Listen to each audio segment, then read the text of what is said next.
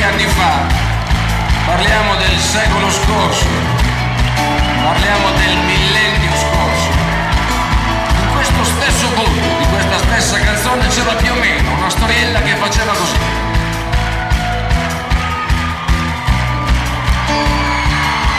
Questo pezzo per tutti quelli che sanno che è difficile non avere un padrone e allora si adattano ad avere un padrone, si adattano a portargli le ciabatte, il giornale, ma non si adatteranno mai a stare su due zampe o fare delle pirouette per avere un osso, perché a quel punto l'osso se lo andranno a cercare da qualche altra parte. Questo pezzo è per tutti questi bastardi, randagi, rognosi, ma tutto sommato ululanti e soprattutto